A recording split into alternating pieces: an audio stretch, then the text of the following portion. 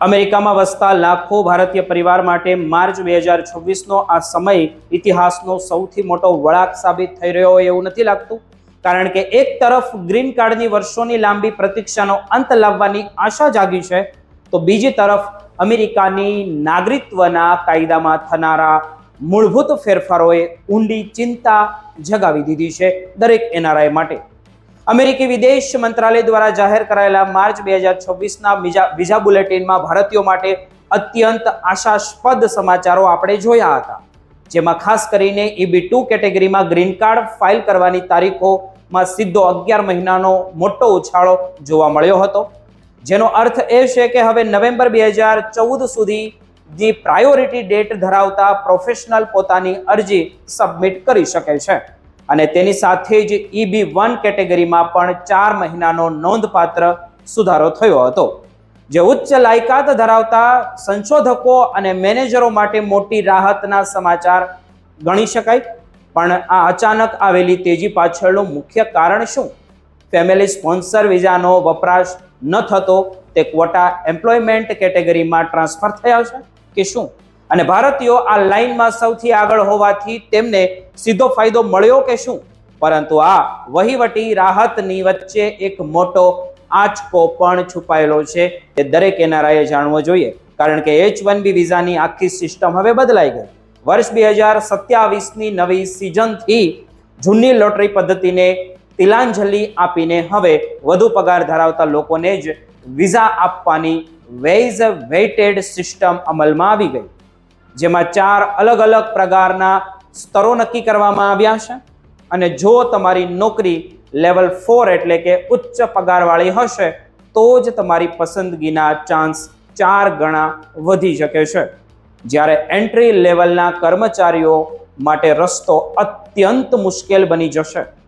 એક અંદાજ મુજબ આપણે જોઈએ તો આ નવા નિયમથી H1B વિઝા મેળવનારાઓને સરેરાશ પગાર $1,21,000 સુધી પહોંચી શકે છે, જેમના કારણે ભારતીયોનો હિસ્સો 67%થી ઘટીને 65% થવાની શક્યતા છે.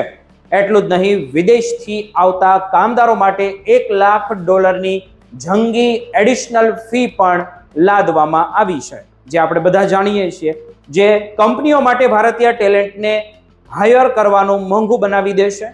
આ બધી વચ્ચે જોઈએ તો ભયાનક બાબતનો સુપ્રીમ કોર્ટના ચાલી રહેલા ટ્રમ્પ વિરુદ્ધ બાર્બરા કેસ, જેમાં અમેરિકામાં જન્મેલા બાળકોને મળતા જન્મજાત નાગરિકત્વના અધિકારને પડકારવામાં આવ્યો છે.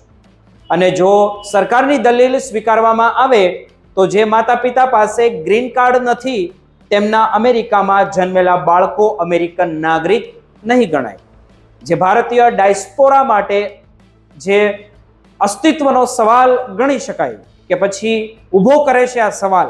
કારણ કે સરકાર હવે નાગરિકત્વ માટે અમેરિકામાં રહેવાનો કાનૂની દરજ્જો ફરજિયાત બનાવવાની જે પેરવી કરી રહી છે, ઇન્ડિયાના અને ટેક્સાસ જેવા રાજ્યમાં પણ હવે સ્થાનિક સ્તરે કડક કાયદાઓ આવી રહ્યા છે, જ્યાં સરકારી એજન્સીઓ દ્વારા H1B સ્પોન્સરશિપ પર પ્રતિબંધ મૂકવાની અને E-વેરીફાઈ જેવા કડક નિયમો લાગુ કરવાની તૈયારીઓ ચાલી રહી છે, જેની સીધી અસર હજારો ભારતીય IT વ્યવસાયિકોની નોકરી પર પડી શકે છે. જો કે રાહતની વાત તો એ છે કે હાલમાં નાગરિકત્વ મેળવવાની પ્રક્રિયા એટલે કે N400 ફોર્મના પ્રોસેસિંગ ટાઈમ ઘટીને માત્ર 5 થી 9 મહિના થઈ ગયો છે. પરંતુ ગ્રીન કાર્ડની રાહ જોતા લોકો માટે વિઝા બુલેટિનનો આ ટૂંકો સમયગાળો જ અરજી કરી દેવા માટે છેલ્લી તક સમાન હોઈ શકે છે. કારણ કે ભવિષ્યમાં આ તારીખો ફરી પાછળ જઈ શકે છે.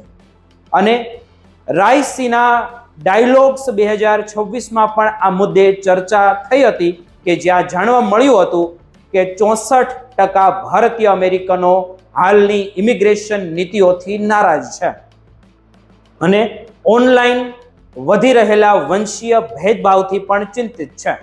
માટે માર્ચ 2026નો આ સમય દરેક ભારતીય માટે સાવચેત રહેવાનો અને પોતાના કાયદાકીય દસ્તાવેજો તૈયાર રાખવાનો છે, જેથી આવનારા આ મોટા બદલાવમાં તેઓ સુરક્ષિત પણ રહી શકે.